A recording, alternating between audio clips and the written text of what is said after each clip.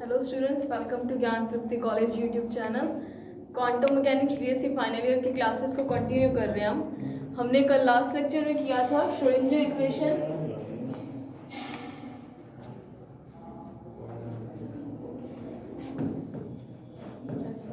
For 1D for particle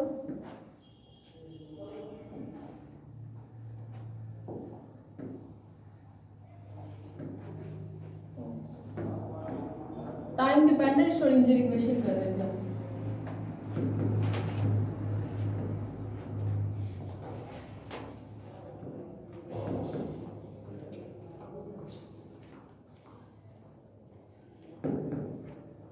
हमने last lecture में time dependent Schrodinger equation की थी। उससे पहले हम वेव फंक्शन और सारा कुछ पढ़ चुके हैं कि वेव फंक्शन कैसा होता है, अगर उसकी प्रोबेबिलिटी निकालनी हो किसी पार्टिकल के होने की तो वो कैसे निकलेगी, ये सब चीज़ें हम डिस्कस कर चुके हैं। अब हम कर रहे थे कल time dependent Schrodinger equation for free particle. ये direct question as it is आएगा आपके लिए। मुक्त कण के लिए सबकाल आश्रित श्रोडिंगर इक्वेशन की व्युत्पत्ति कीजिए।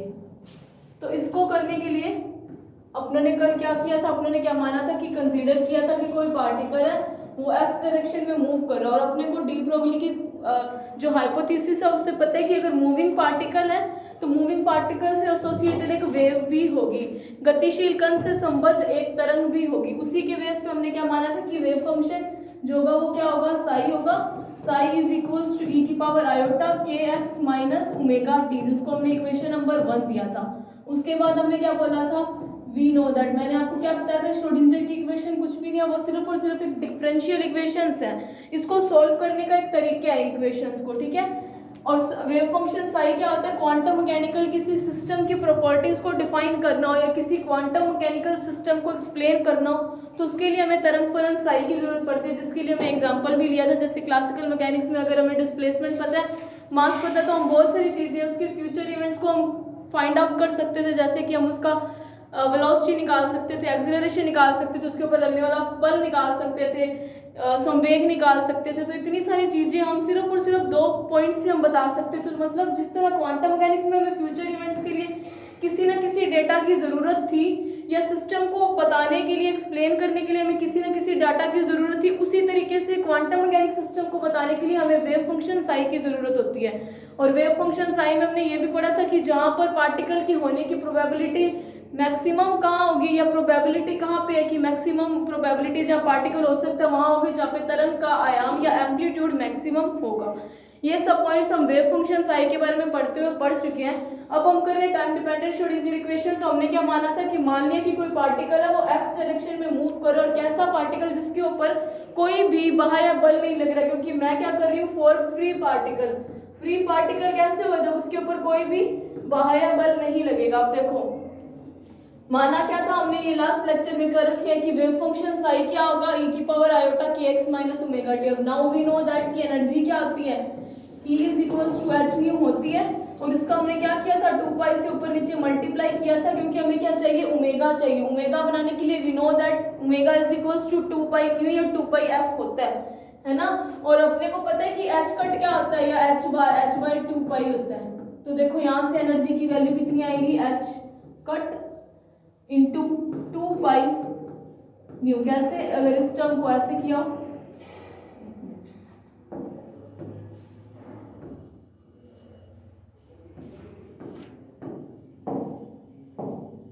देखो अगर मेरे पास एच अपॉन 2 पाई है तो उसकी वैल्यू एच कट आ गई। And we know that 2 pi nu is equals to omega, E is equals to H cut omega आ गया, है ना। तो यहाँ से हमें किसकी वैल्यू चाहिए, omega. Omega is equals to E upon H cut हो जाएगा। सिमिलरली अपने को डी ब्रोगली हाइपोथेसिस पता है, lambda is equals to H by P. अगर इसको सिंप्लीफाई करूं तो ऐसे लिख सकती हूँ, P is equals to H by lambda. अगर इसका भी मैं 2 पाई से ऊपर नीचे मल्टीप्लाई करती हूँ, क्यों कर रही हूँ, क्योंकि मुझे क्या चाहिए, प्रोपगेशन कांस्टेंट, संचरण नियतांक के चाहिए, जिसकी वैल्यू क्या होती है, देखो p is equals to h upon 2 pi, ये तो बन गया h cut into 2 pi upon lambda की वैल्यू क्या होती है, प्रोपगेशन कांस्टेंट k के इक्वल होती है। प्रोपगेशन कांस्टेंट या संचरण नियतांक क्या होता है, संचरण नियतांक बता, ये कांस्टेंट होता है जो वेव प्रोपागेट कर रही होती है, संचरित हो रही होती है तरंग, उसके लिए ही आता है, ठीक है। तो P इज इक्वल्स टू, और अपने को क्वांटम मैकेनिकली पता है कि अगर मूविंग पार्टिकल है तो मूविंग पार्टिकल से एसोसिएटेड एक वेव होगी, जिसका हम काफ़ी बड़ा एक्सप्लेनेशन डी ब्रोगली की हेल्प से पढ़ चुके हैं। तो P is equals to H cut into K, तो यहाँ से एच के की वैल्यू क्या आएगी, P अपॉन एच कट। कल हम ये वाला जो लास्ट लेक्चर में ये कर चुके हैं, इनको आप इक्वेशन नंबर दे लेना 2 एंड 3। अब इन्हीं इक्वेशंस को हम क्या करेंगे, इसी साई में पुट करूंगा मैं by using equation number 2 and 3 in equation number 1। तो साई की वैल्यू क्या आएगी, e की power iota as it is, K की वैल्यू मैंने निकाल ली है, ये क्या है p by H cut, p upon H cut x as it is, minus omega की वैल्यू क्या निकाली है, e upon H cut into time t। अब देखो 1 अपॉन एच कट सब में कॉमन आ रहा है तो वो बाहर ले ले, e की power iota upon H cut into P x minus E T. ये भी हम लास्ट लेक्चर में कर चुके हैं। ये वेव फंक्शन साई की वैल्यू आ रही है, इसको हमने क्या दे दिया, इक्वेशन नंबर 4। तो नेक्स्ट देखते हैं आगे क्या होगा। अब देखो वी नो दैट की साई क्या है, ई की power iota upon H cut p x minus E T. अब इसको सॉल्व करने के लिए श्रोडिंगर ने क्या किया, इक्वेशन नंबर 4 का partial differentiation of equation number 4 with respect to WRT is with respect to time। ठीक है, with respect to time करूंगी तो partially differentiation मतलब delta Sai upon delta T, p constant हो जाएगा उस टाइम क्योंकि with respect to time sorry x constant रहेगा, x ही वेरिएबल है यहाँ पे, e की power iota upon h cut, जो e की पावर x फंक्शन का कैसे होता है, जैसे e की पावर nx हो तो nx छोड़ो, जैसे e की पावर x होता है तो उसका एज इट इज e की पावर x ही आता है, लेकिन t के साथ कुछ है तो वो इधर आ जाएगा, n इंटू e की power nx is equals to n e की पावर nx हो जाता है। तो वैसा ही यहाँ पे हम यूज कर रहे हैं। तो देखो यहाँ पे क्या आ जाएगा, अगर मैं इसको डिफरेंशिएट करूँ विद रिस्पेक्ट टू t तो minus iota upon H cut into E, और t का करूँ तो वो कितना आ जाएगा 1 इंटू ई की पावर x वाले का एज इट इज आ जाता है P x minus E T. अब इसको मैं कैसे लिख सकती हूँ, minus iota upon H cut E. अगर इसको मैं इक्वेशन नंबर 4 से देखूँ तो ये दोनों सेम चीज है, तो मैं यहाँ पे साई लिख सकती हूँ, del psi upon del T. अब देखो मैं यहाँ पे जो मैं अगर यहाँ पे इसको सिंप्लीफाई करने के लिए मैं यहाँ पे सिर्फ ई साई लिखूंगी और इन दोनों टर्म्स को उधर भेजूंगी। तो ऐसा क्यों किया है, जब आप थोड़ा सा आगे डेरिवेशन देखोगे तो आपको पता चलेगा कि ई साई को इधर क्यों रखा। E psi is equals to क्या आएगा, एच कट माइनस में अपॉन आयोटा हो जाएगा into del psi upon del T. इसको यहीं पे थोड़ा सॉल्व कर सकते हैं। अगर मैं आयोटा का ऊपर नीचे मल्टीप्लाई कर दूं तो क्या आ जाएगा, यहाँ पे इसकी वैल्यू कितनी आ जाएगी, प्लस का आयोटा एच कट हो जाएगा, क्योंकि आयोटा स्क्वायर इज -1 दोनों के मतलब -1 इंटू माइनस का साइन तो प्लस ही हो जाएगा into del psi upon delta T. क्या किया हुआ इधर, iota H cut upon iota into मैंने आयोटा अपॉन आयोटा किया, तो यहाँ पे बना आयोटा एच कट माइनस में अपॉन में आयोटा स्क्वायर, और आयोटा स्क्वायर की वैल्यू कितनी होती है माइनस में, H cut iota upon -1, minus to minus cancel, तो यहाँ पे सीधा मैंने क्या लिख दिया, आयोटा एच कट। ठीक है, ये आपको पता ही होगा, बताने की भी जरूरत नहीं थी। तो यहाँ से ई साई की वैल्यू है, इसको मैं क्या दे रही हूँ, इक्वेशन नंबर 5। नाउ अब इसी इक्वेशन को मैं x के रिस्पेक्ट डबल डेरिवेटिव करूंगी, वो भी कैसा, पार्शियली डेरिवेटिव, पार्शियल डिफरेंशिएटिंग, आंशिक अवकलन हो रहा है, जो आपने बीएससी फर्स्ट ईयर में समझा हुआ है, पढ़ा हुआ है, चैप्टर पूरी बुक पढ़ी हुई है पार्शियल डिफरेंशिएशन पे। Partial differentiating equation number 4 with respect to x। ठीक है, समीकरण 4 का x के सापेक्ष आंशिक अवकलन करने पर, तो यहाँ पे क्या आएगा, del psi upon del x के सापेक्ष हो रहा है आयोटा एच कट p, और x का कितना आ जाएगा 1। देखो बाकी टर्म्स क्यों नहीं लिख रही, ये भी तो आनी चाहिए थी, लेकिन t इस टाइम कांस्टेंट, तो कांस्टेंट का तो डिफरेंशिएशन 0 होता है ना, इंटू e की power iota upon H cut p x minus E T. अगर मैं इसको लिखूं तो मैं इसको फिर से साई लिख सकती हूँ, iota P upon H cut into psi, है ना। इक्वेशन नंबर 4 सेम ही है, del psi upon del x. मैंने क्या बोला था, डबल डेरिवेटिव करूंगी, तो again partially differentiating equation number, इसको कोई इक्वेशन दो तो, या again partially differentiating with respect to x करो आप। ठीक है, तो अपने को देखो अगर यहाँ पे ये टर्म एज इट इज होती साई, तो यहाँ पे मैं क्या लिख रही हूँ, del square psi upon del x square is equals to iota upon H cut P into P, तो और पी आयोटा एच कट सब कांस्टेंट है, del psi upon del X आ जाएगा, और del psi upon del x की value हम पहले ही लिख चुके हैं, या इसको आप ऐसे भी छोड़ो। तो देखो अगर मैं यहाँ पे साई ना लिखती, अगर देखो इसी को मैं डबल डेरिवेटिव करती तो यहाँ पे del square psi upon del x square iota P upon H cut constant, और इसी टर्म का वापस से करूँ तो एक और iota P upon H cut आ जाएगा, इनटू में एक्स का करूँ तो 1 इंटू ई की power x as it is iota upon H cut p x minus E t, है ना। अब देखो आयोटा इंटू आयोटा इज -1, तो मैं सीधा लिख सकती हूँ minus P into P square upon H cut square into, अगर इसकी मैं वैल्यू रखूँ तो इक्वेशन नंबर 4 से वही बन रही है, साई बन जाएगा del square psi upon del x square. अब मैं देखो इसको सॉल्व करने के लिए क्या करूंगी, पी स्क्वायर को उधर रखूंगी, बाकी सारी टर्म्स को इधर ले आऊंगी, तो minus H cut square del square psi upon del x square is equals to p square into psi. P square psi में क्यों रखा तो आपको अभी बता रही हूँ मैं। तो देखो इनको इक्वेशन नंबर दे लो कोई 6। अभी तक क्या किया, माना था कि कण x डायरेक्शन में मूव कर रहा है तो साइन वेव फंक्शन ऐसा आ जाएगा, E is equals to h mu होता है 2 पाई का ऊपर नीचे मल्टीप्लाई किया, क्योंकि हमें ओमेगा की टर्म्स में चाहिए थी, तो E एच कट ओमेगा भी होता है, तो omega is equal to this आ गया। यहाँ से सेम मैंने डी ब्रोगली हाइपोथेसिस यूज किया, डी ब्रोगली हाइपोथेसिस यूज किया, lambda is equals to h by p, जहाँ से p is equal to h by lambda, यहाँ पे भी 2 पाई का ऊपर नीचे मल्टीप्लाई करूँ तो 2 पाई अपॉन लैम्डा की वैल्यू होती है k के इक्वल, जो कि प्रोपगेशन कांस्टेंट होता है, संचरण नियतांक, हम 11th क्लास में पढ़ चुके हैं ऐसी चीजें। तो यहाँ से p is equals to h cut k की वैल्यू है, सीधा इक्वेशन नंबर इसके अंदर मैंने वैल्यू पुट कर दिया। मैंने क्या किया, इक्वेशन नंबर 4 को एक बार तो t के रिस्पेक्ट पार्शियल डेरिवेशन किया और 2 बार x के रिस्पेक्ट पार्शियल डेरिवेशन किया। पार्शियल डेरिवेशन कर डिफरेंशिएशन करना आपको आता है, तो डेल साई और डेल टी है और इधर से है। अब देखो we know that moving particle है तो उसके पास कोई ना कोई एनर्जी है, अगर किसी के कोई पार्टिकल मूव कर रहा है तो उसके पास कोई ना कोई एनर्जी होती है, और मूविंग पार्टिकल के पास क्या कभी पोटेंशियल एनर्जी आई, कभी नहीं होती।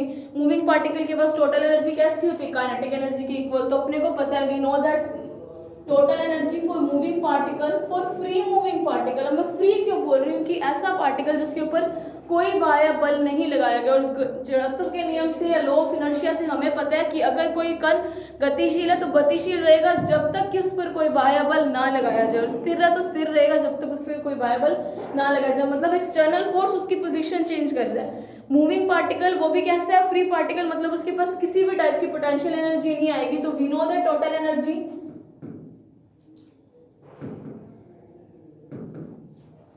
कुल ऊर्जा कितनी आएगी, E is equals to kinetic energy के इक्वल आएगी, which is half mv square. अब देखो अब आपको पता चलेगा मैंने E साई और P साई को एक साइड पे क्यों रखा, मतलब LHS RHS को ऐसे ही क्यों सोल्व किया।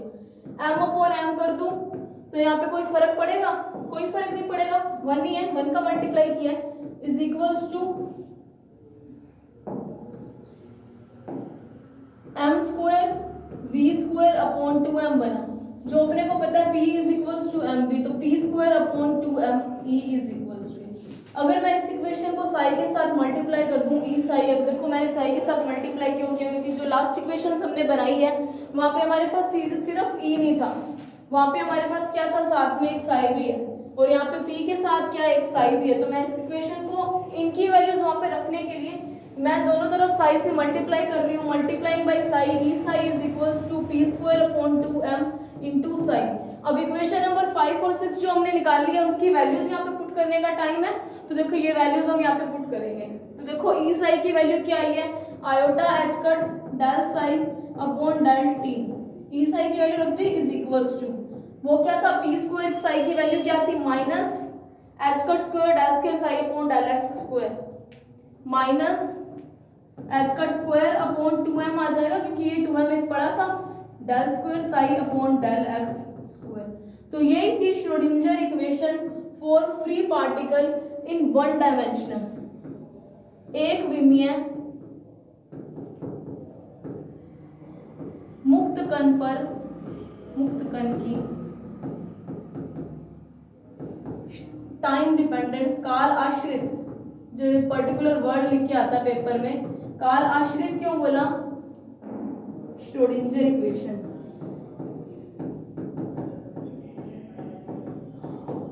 देखो काल आश्रित क्यों बोला यहाँ पे? काल आश्रित टाइम डिपेंडेंट मतलब इक्वेशन के अंदर टाइम से रिलेटेड कुछ टर्म्स आएंगी पूरी इक्वेशन में, डेरिवेट जो डिफरेंशिएशन वाली टर्म्स है।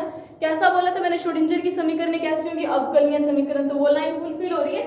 ये एक डिफरेंशियल इक्वेशन सी है, हाँ पार्शियल डिफरेंशिएशन, लेकिन है तो अवकलनीय। और दूसरी बात मैंने क्या बोली है? मुक्त कण है तो उसके पास कोई पोटेंशियल एनर्जी जीरो नहीं होगी, कोई पोटेंशियल एनर्जी होगी नहीं, इसीलिए मैंने यहाँ पे क्या लिखा? E is equals to p²/2m की टर्म्स में लिखा। और ये कैसी इक्वेशन है? मुक्त कण है मतलब कोई बल नहीं लग रहा तो उसके पास कोई स्थितिज ऊर्जा नहीं होगी।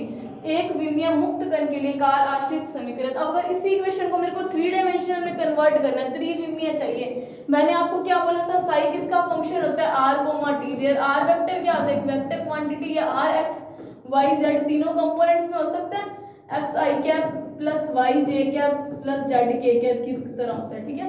तो वेव फंक्शन साई को जब मैंने 3 डायमेंशन किया तो इस पूरी इक्वेशन में कोई फर्क नहीं पड़ेगा, इतना सा चेंज आएगा फॉर 3 डायमेंशनल।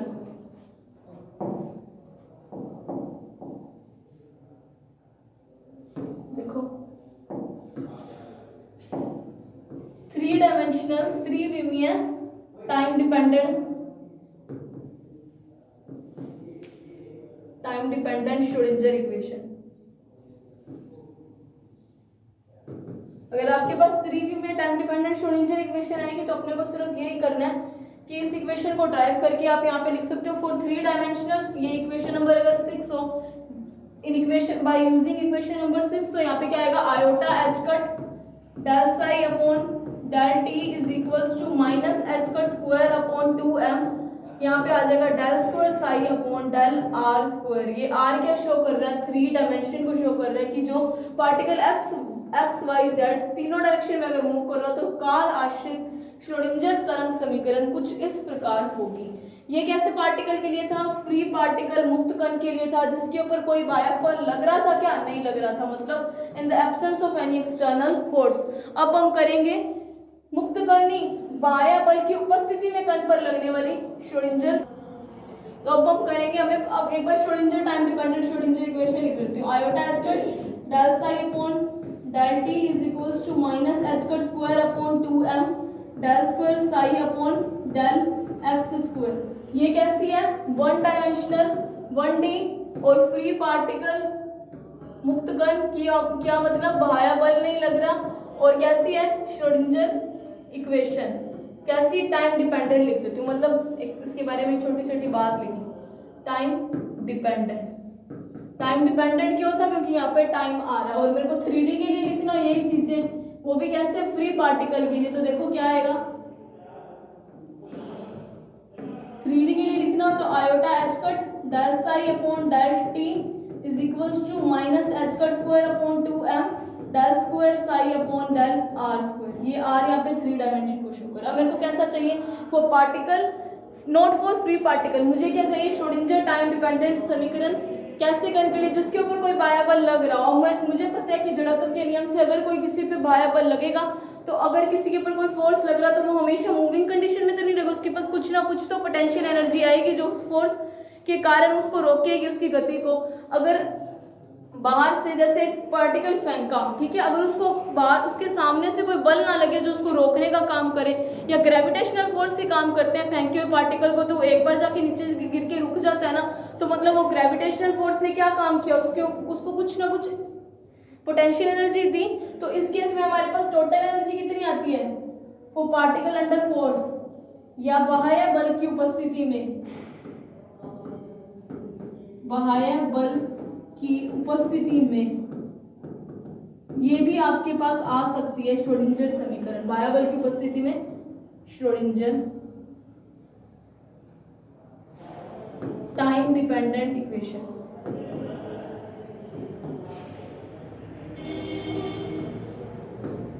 देखो तो कैसी आएगी? अपने को पता है टोटल एनर्जी फोर्स F कितना होता है? Minus of del dot V। यहाँ पे क्या होता है? V क्या होता है? ये पोटेंशियल एनर्जी को शो करता है। ये आपने फॉर्मूला पढ़ा हुआ है कि बल कितना होता है, gradient of potential energy with negative sign के इक्वल होता है ना। ये ग्रेडियंट और वेक्टर और ये सब आपने पढ़ चुके हो, जिसकी value del by del x की फॉर्म में होती है। और डेल्टा की वैल्यू क्या होती है, एक नॉर्मली बता रही हूँ फॉर 3D डेल्टा, डेल की वैल्यू क्या होती है, del by del X I cap plus J cap del by del Y plus K cap del by del Z होता है ना। यही होती है डेल्टा की वैल्यू। और अगर किसी के ऊपर बल लग रहा मतलब उसके पास कुछ ना कुछ स्थितिज ऊर्जा होगी, और उस बल के कारण जो स्थितिज ऊर्जा और बल में रिलेशन होता है minus sign gradient of potential energy with negative sign कोई क्या बोलते हैं, फोर्स। और अपने को पता है जब बल लग रहा है तो ऊर्जा कितनी होगी, total energy, kinetic energy plus potential energy, है ना। अब देखो E की वैल्यू कितनी आ जाएगी, काइनेटिक एनर्जी की वैल्यू हमने अभी यहाँ पे निकाली है, कितनी होती है p²/2m, है ना। तो इसकी वैल्यू मैं यहाँ पे एज इट इज रख रही हूँ p²/2m प्लस पोटेंशियल एनर्जी को मैंने क्या लिया है v, क्योंकि ये मैंने यहाँ पे क्या लिखा है माइनस ग्रेडियंट ऑफ v। अगर यहाँ पे पोटेंशियल एनर्जी को u भी लिखोगे तो यहाँ पे u लिख देना, ठीक है। तो E is equals to p²/2m, कुछ भी नहीं करना, वही इक्वेशन नंबर 5 और 6 हमने निकाली थी, 4 और 5 निकाली है, ये 5 और 6 जो निकाली है, ये वाली इक्वेशंस की वैल्यू यहाँ पे पुट करनी है। कैसे के लिए, जब उसके ऊपर कोई ना कोई फोर्स लग रहा है ना, ये है कैसी, टाइम डिपेंडेंट है, इसीलिए उन्हीं को मैं यहाँ पे रख रही हूँ। देखो यहाँ से एनर्जी की यहाँ से इक्वेशन क्या बनेगी, देखो E, अब मैं अगर दोनों तरफ साई से मल्टीप्लाई करूँ तो वही इक्वेशन बन जाएगी जो मैंने E साई और P साई की वैल्यूज निकाली थी, E साई की भी निकाली हुई और P साई की भी निकाली हुई है। तो देखो अगर मैं इसको मल्टीप्लाई करूँ, नेक्स्ट स्लाइड में करते हैं इसको मल्टीप्लाई, इतना किया हमने, E is equals to p²/2m plus v। Now multiply by psi, E psi is equals to p²/2m psi plus v psi, है ना। तो E इंटू साई की वैल्यू कितनी आई है, आयोटा एच कट, जो मैंने यहाँ पे एक बार मैं वैल्यूज लिख के आपको दिखाती हूँ, del psi upon del t. E psi की वैल्यू रखी, P साई की वैल्यू कितनी है, minus H cut square del square psi upon del x square, और 2m हमारे पास जो यहाँ पे इक्वेशन के अंदर है वो as it is, plus v psi की हमने कोई वैल्यू नहीं निकाली, मैंने v साई वैसे का वैसा लिखा। क्या किया हुआ है, देखो ये मैंने इक्वेशंस दो अभी निकाली हैं, E साई की और P साई की, कैसे, एक बार डिफरेंशिएट करके और दो बार with respect to x partial differentiate करके E साई और P साई की, यही दोनों वैल्यूज को मैंने यहाँ पे रखा, कुछ चेंज नहीं किया हुआ। चेंज इतना किया कि अगर पार्टिकल अंडर फोर्स मूव कर रहा है, बल के कारण, बल की उपस्थिति में गति कर रहा है, तो उसके पास कुछ ना कुछ पोटेंशियल एनर्जी भी होगी। मैंने E is equals to p² यानी kinetic energy plus potential energy लिखा, और दोनों को मैंने साई से मल्टीप्लाई किया, तो मुझे ये दोनों की वैल्यू पता थी, E साई और p² साई की वैल्यू, है ना। इन दोनों की वैल्यूज मैंने यहाँ पे पुट किया, तो ये कैसी होती है, 1D एक विमीय काल आश्रित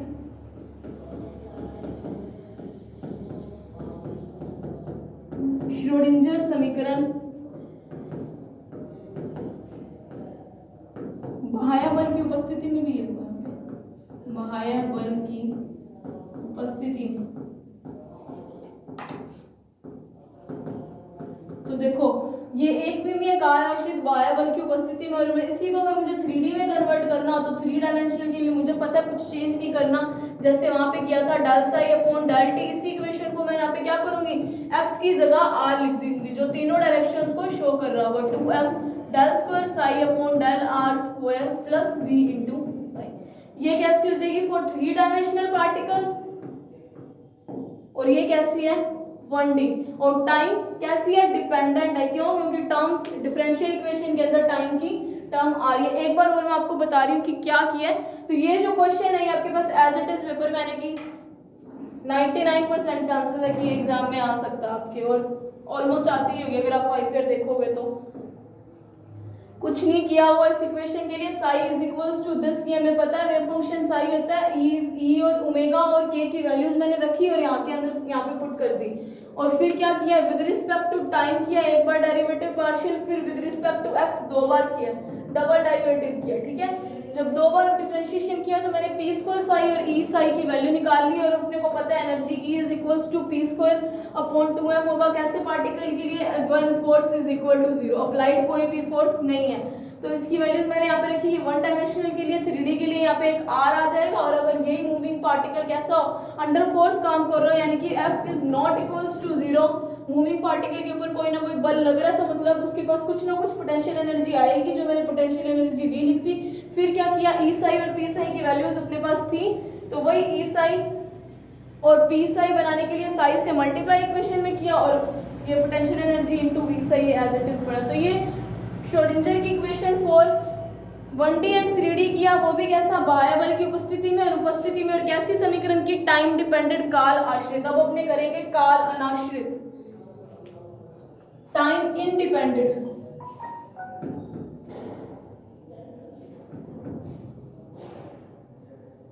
टाइम इंडिपेंडेंट श्रोडिंजर इक्वेशन मैं ये 3D के लिए कर रही हूँ, ठीक है। अगर आपको 1D के लिए करना हो तो पूरी इक्वेशन के अंदर चेंज आपने देख ही लिया, लास्ट वाली इक्वेशन के अंदर चेंज कहाँ पे करते थे, सीधा सिर्फ R और X की जगह पे चेंज कर रहे थे, इन दोनों को आपस में इंटरचेंज कर रहे थे, ठीक है। Time dependent Schrodinger equation.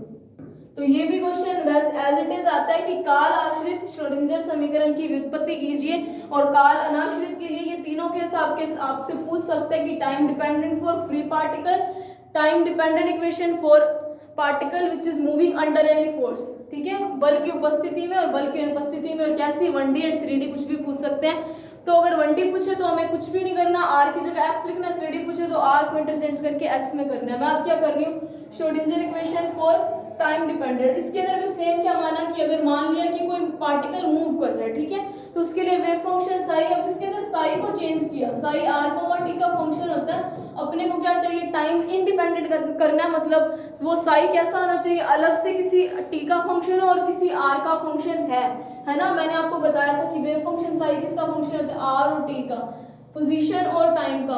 तो मैं इसको ऐसे लिख दूं, साई क्या है, एक R का फंक्शन इंटू फाई टी, ये आप मैथ में पढ़ते हो। इसी तरीके से आप इसको चेंज कर सकते हैं ना, इंटू में मल्टीप्लाई करके R, T को ऐसे लिख सकते होते हैं हम। अगर यहाँ पे साई की जगह अगर आप कुछ और भी लिखो, तो जैसे UR और फाई टी का फंक्शन कुछ इस प्रकार है, तो आप इसको भी ऐसे भी लिख सकते हो, ठीक है। मैंने साई लिखा क्योंकि हम श्रोडिंजर इक्वेशन में साई की टर्म्स में देख रहे हैं। वेव फंक्शन को अगर आप U मानोगे तो यहाँ पे U भी लिख सकते हो। क्या माना, टाइम इंडिपेंडेंट कर रहे हैं, तो मान लिया कि कोई गतिशील कण है जिसके लिए वेव फंक्शन साई किसका, पोजीशन और टाइम का फंक्शन है, तो मैंने इस वेव फंक्शन साई ऐसे मान लिया कि जहाँ पर टी क्या है, फाई क्या है, ओनली टाइम का फंक्शन है, और साई क्या है, ओनली आर का फंक्शन। अगर यहाँ पे आपको प्रॉब्लम हो रही होगी तो अपने यहाँ पे क्या कर लेते हैं, अपने यू ले लेते हैं, बार बार साई में डिफ्रेंशिएशन करना हमें मुश्किल होगा, इसीलिए मैं यहाँ पे यू ले लेती हूँ, ठीक है, कि दो साई आ गए तो फिर थोड़ी प्रॉब्लम हो जाएगी हमें, मैंने यहाँ पे यू ले लिया, ठीक है। क्या लिया, टाइम इंडिपेंडेंट करना मतलब काल अनाश्रित, जो इसके लिए पर्टिकुलर टर्म है काल अनाश्रित।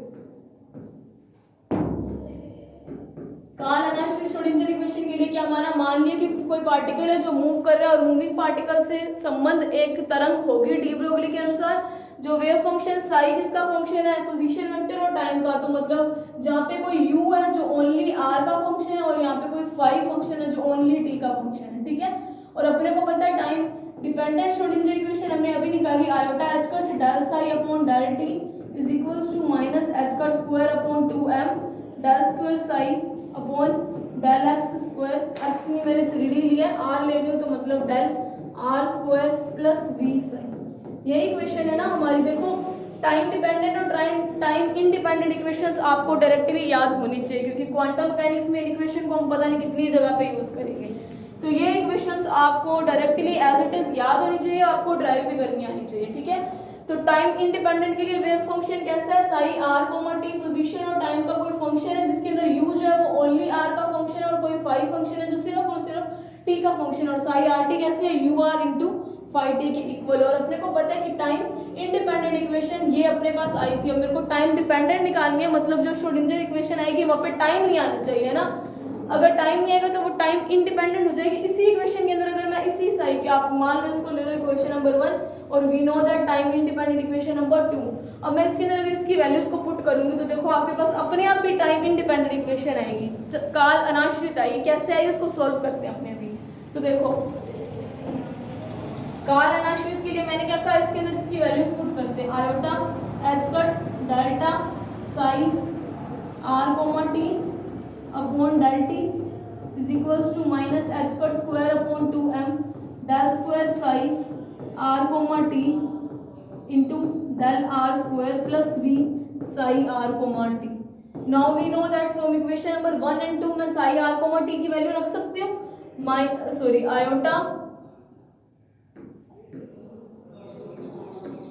Iota H cut del psi, psi की जगह मैंने क्या लिखना है u into five.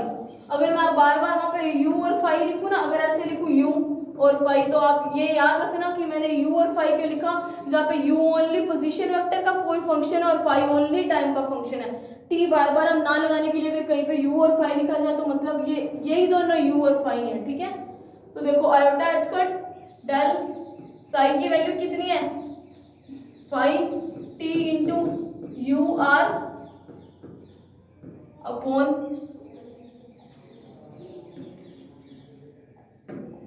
Upon delta t is equals to minus H cut square upon 2m del square psi, psi की जगह क्या आएगा u, अगर u और फाइव में दोनों में से किसी को भी पहले लिख लो कोई फर्क नहीं पड़ेगा, into 5t upon delta x square plus V u into phi, मैं ये लिख दिया, ठीक है। जहाँ पे अगर आपको लिखना तो u into r phi comma t आप ऐसे लिखो तो ठीक है। यहाँ पे अगर स्पेस कम था इसलिए मैंने यहाँ पे डायरेक्टली ये लिख दिया वी यू फाइव,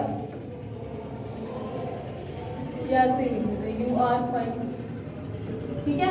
ये वैल्यूज पुट की। अब अपने को पता है पार्शियल डिफरेंशिएशन आंशिक अवकलन कैसे होता है, जिसकी रिस्पेक्ट में मेरा वो टर्म तो एक बार वेरिएबल का काम करेगी और यहाँ पे x क्या आ जाएगा, r क्या हो जाएगा, कांस्टेंट हो जाएगा। तो उसको मैं सॉल्व करूंगी तो क्या आ जाएगा, आयोटा एच कट कांस्टेंट बाहर आ जाता है into u r delta phi upon delta t, phi के रिस्पेक्ट में मतलब फाइव टी का फंक्शन इसीलिए फाइव अंदर है, is equals to minus H cut square upon 2m।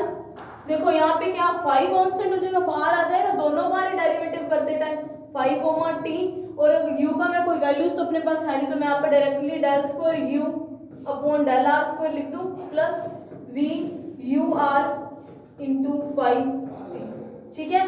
अगर इसी इक्वेशन को मैं डिवाइड कर दूं by dividing u r comma u r into phi t से, देखो ऐसा क्यों किया मैंने, ऐसा इसलिए किया क्योंकि देखो एक बार तो यहाँ पे क्या है, जो इस साइड LHS है वो R और T दोनों का फंक्शन है, RHS फिर से R T और दोनों का फंक्शन है। तो ऐसी इक्वेशन को सॉल्व करना मुश्किल होता है, जिसको सिंप्लीफाई करने के लिए हम इसका डिवाइड लगाएंगे। और ये वाला जो चीज़ है आप क्वांटम मैकेनिक्स में पता नहीं कितने टॉपिक्स करते टाइम ऐसे इक्वेशंस को सॉल्व करोगे, ठीक है। तो ये एक तरीका है मेथड इक्वेशंस को सॉल्व करने का। तो मैं इसको सॉल्व करने के लिए क्या किया, u r into phi T का डिवाइड लगाया, डिवाइड भाग लगाया, ठीक है, upon you r into phi t करो तो मतलब यू आर से यू आर कैंसिल हो जाएगा, यहाँ पे ऐसे लगा यू आर फाइव टी, ऊपर एक यू आर पड़ा था तो U R to you are cancel, मैं डायरेक्टली लिख दूं वन अपॉन फाइव टी बच जाएगा अपने पास, into one upon phi T del phi upon del T पड़े इज इक्वल्स टू, सेम यहाँ पे करूँ मैं, अगर यू आर और फाइव टी का डिवाइड लगाऊं तो फाइव टी वाली टर्म कैंसिल हो जाएगी, minus H cut square upon 2m into one upon you R आया, del square u upon del r square plus V, सिर्फ वी रह जाएगा क्योंकि यू आर और फाइव टी का तो डिवाइड लगा दे, दोनों टर्म्स कैंसिल आउट हो जाएंगे। तो उसको दे दो इक्वेशन नंबर, आप इसको दे देना 3, जहाँ पे लिख देना by dividing equation number 3 with u r into phi t से इसको दे लेना इक्वेशन 4।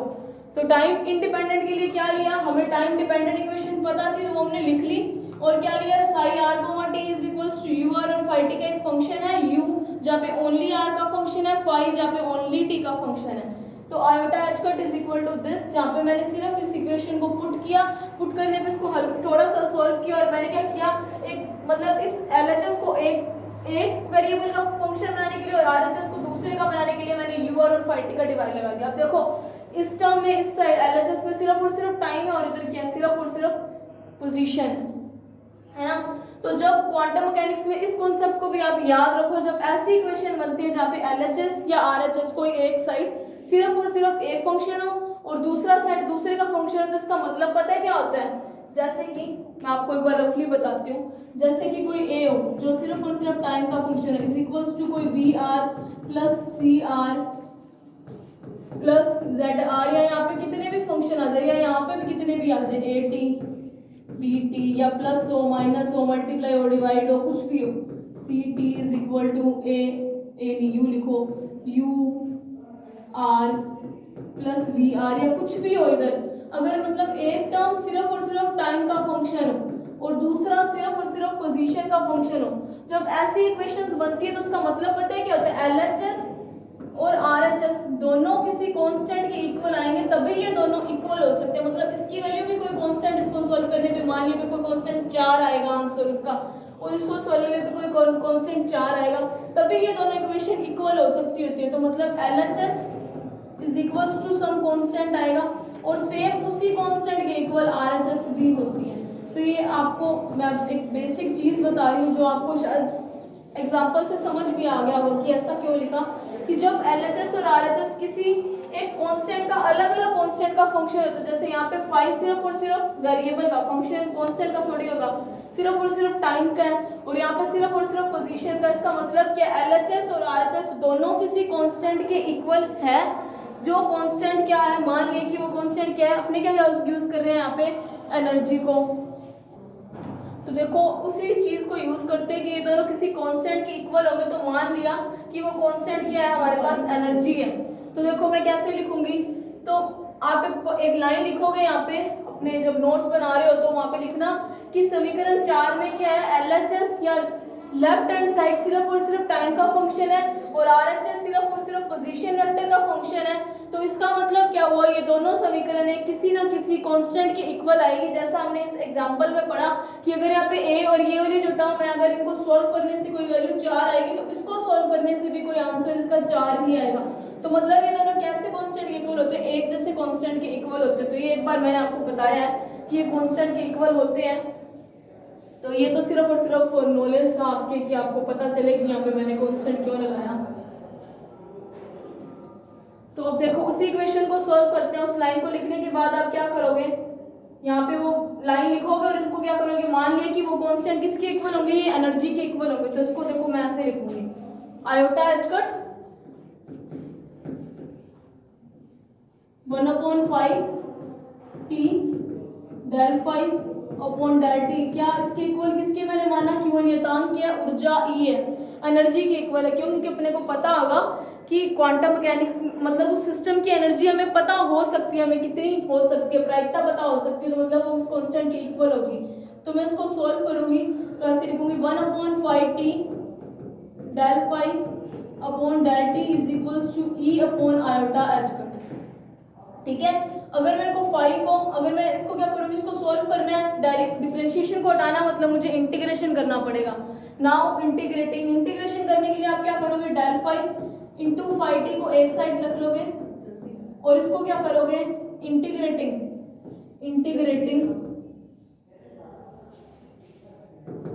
अबव इक्वेशन, समाकलन करने पर। अब देखो समाकलन करने पर मैंने क्या किया, E upon iota H cut delta T. ये श्रोडिंगर ने इक्वेशंस को ऐसे सॉल्व किया था कि फाइव को एक साइड रख लिया और टाइम वाले विद रिस्पेक्ट टू टाइम क्या एनर्जी को डिफरेंशिएशन इंटीग्रेट करवा दिया। तो देखो अपने को पता है डेल फाइव, या इसको आप डी फाइव में लिखोगे तो एक ही बात है, और अपने को पता है कि कुछ ऐसा होता है डी एक्स अपॉन एक्स, इसका इंटीग्रेशन क्या होता है, log x, है ना। और सेम अगर E upon iota H cut, तो मैंने क्या माना था, ऊर्जा क्या मानी है, मैंने कांस्टेंट मानी है ना। तो कांस्टेंट है तो वो डिफरेंस इंटीग्रेशन की टर्म से बाहर आ जाएगा और dx अपॉन x की तरह इसका क्या हो जाएगा, log 5 हो जाएगा इंटीग्रेशन आपको आते हैं। E upon iota H cut constant, dt का कितना आ जाएगा t प्लस, जब हमारे पास कोई लिमिट नहीं होती तो कोई कांस्टेंट आता है इंटीग्रेशन को सॉल्व करने पे। तो मान लिया कि कांस्टेंट टर्म क्या है, log 5 नोट, वो कोई कांस्टेंट टर्म है। तो इसको मैं अगर ऐसे लिखूं तो log 5 minus log 5 naught is equals to E upon iota H cut into t, है ना। तो देखो अपने को log a minus log b पता है, तो log a अपॉन b हो जाता है। इसको मैंने ऐसे लिख सकती हूँ is equals to E upon iota H cut into t. ठीक है, अगर इसको मेरे को सॉल्व करना हो तो इसको सॉल्व कैसे करेंगे, अगर मैं इस इक्वेशन का एंटी लॉग ले लूं, एंटी लॉग तो मेरे को पता है ये वाला लॉ कैंसिल हो जाएगा, फाई अपॉन फाई नॉट वो किसकी टर्म में आ जाएगा, ई की टर्म में, ई की power E upon iota H cut, है ना। तो यहाँ से फाई की वैल्यू क्या है, फाई नॉट ई की power E upon iota H cut. इसको लिखो इक्वेशन नंबर कितनी चल रही है हमारी, यहाँ पे हमने लास्ट दिया 4, इसको दे दो इक्वेशन नंबर 5। अब देखो सेम मैंने बात क्या बोली कि ये दोनों किसी ना किसी कांस्टेंट के इक्वल आएगा, तो मतलब ये भी उस कांस्टेंट ई के इक्वल आएगा ये वाली टर्म। तो बाय यूजिंग इक्वेशन नंबर 4 इसकी वैल्यू कितनी है, माइनस आर एच एस की minus 2m upon H cut square del psi upon del r square plus V is equals to energy E के इक्वल आना चाहिए, सेम कांस्टेंट टर्म के equal आना चाहिए। तो देखो minus H cut square del square psi, एक minute रुको, ये साई नहीं है ना, ये यू है ना, 1 अपॉन यू भी है, तो ये वाली चीज थोड़ी सी गलत होगी। यहाँ पे क्या आएगा, minus H cut square upon 2m into 1 upon u del square u upon del r square. मैंने क्या किया था, मैंने श्रोडिंगर वाली इक्वेशन लिख दी, ये ध्यान भी दिया कि यहाँ पे यू और आर का डिवाइड भी लगाया हुआ है, तो ये वाली टर्म मैंने एज इट इज ई के इक्वल लिख दी। अगर ये ई के इक्वल है तो उसको मैं ऐसे लिख सकती हूँ 1 अपॉन यू जो कि आर का फंक्शन है del square u upon del r square is equals to E minus V, है ना। ये वी को उधर लेके अब मैं इस यू को उधर मल्टीप्लाई करूं अपॉन 2m है minus H cut square upon 2m del square u upon del r square is equals to E minus V into u, है ना। तो ये कैसी है, काल अनाश्रित श्रोडिंगर इक्वेशन, काल अनाश्रित। देखो टाइम आ रहा है क्या, और श्रोडिंगर ने क्या बोला था, उसकी समीकरणें कैसी होंगी, डिफरेंशियल इक्वेशंस, अवकलनीय समीकरणें दी थी, और ये इसके अंदर अवकलन नहीं था और ये टाइम पे डिपेंडेंट भी थे, इसीलिए ये काल अनाश्रित श्रोडिंगर इक्वेशन नहीं बोली। किसको बोला, इसको काल अनाश्रित Schrodinger time independent equation. Independent क्यों, क्योंकि यहाँ पे टाइम की टर्म में इक्वेशन नहीं आ रहा था। और देखो अपने को कैसे याद करते हैं, हम वेव फंक्शन साई की जगह यू लेते हैं, तो अगर इसको आप साई की फॉर्म में लोगे तो वो कैसा बनेगा, minus H cut square upon 2m del square psi upon del r square is equals to E minus V into psi. अपने ज्यादातर हम वेव फंक्शन को साई की फॉर्म में लेते हैं, तो इसलिए इसको ऐसे लिख सकते हैं। और इक्वेशन जो हमने मानी थी फर्स्ट जिसको हमने क्या माना था, psi r comma t is equals to you r comma u r into phi t. अगर यहाँ पे यू की जगह फाई मानते तो ये इक्वेशन आती है, उसको क्या बोलते हैं, काल अनाश्रित। अनाश्रित क्यों, क्योंकि डेरिवेशन में टाइम की टर्म्स ही नहीं है डिफरेंशिएशन में, तो काल अनाश्रित श्रोडिंगर इक्वेशन है। और इसी इक्वेशन में जब मैं इनकी वैल्यूज पुट करूंगी साई आर कोमा टी की, और फाई की वैल्यूज हमने अभी यहाँ पे निकाली है, इस वेव फंक्शन फाई की, फाई नो टी की power iota upon H cut, तो तरंग फलन कैसा आ जाएगा, ई की power E upon iota H cut phi naught into u r. तो टाइम इंडिपेंडेंट श्रोडिंगर इक्वेशन के लिए वेव फंक्शन मिलेगा ऐसा, ठीक है। और जो हमें मिलेगा, सॉरी यहाँ पे टाइम भी तो आएगा ना, देखो ई इंटू टी, यहाँ पे एक टी मिसिंग हो गया, तो देखो टाइम इंडिपेंडेंट श्रोडिंगर इक्वेशन के लिए तरंग फलन मिलेगा ऐसा, और जो श्रोडिंगर की वेव समीकरण मिलेगी ऐसी। ये तो ये जो दो टॉपिक हमने आज की क्लास में किए, तो ये दोनों टाइम इंडिपेंडेंट और डिपेंडेंट श्रोडिंगर इक्वेशन की है, तो ये मोस्टेस्ट इंपॉर्टेंट क्वेश्चंस होंगे आपके एग्जाम के लिए। और ये दोनों समीकरण आपको एज इट इज याद होनी चाहिए, इनके फाइनल रिजल्ट ये भी आपको याद होना चाहिए, और जो आयोटा एच कट वाला आया था फर्स्ट इक्वेशन की थी वो भी आपको याद होनी चाहिए। So thank you for watching.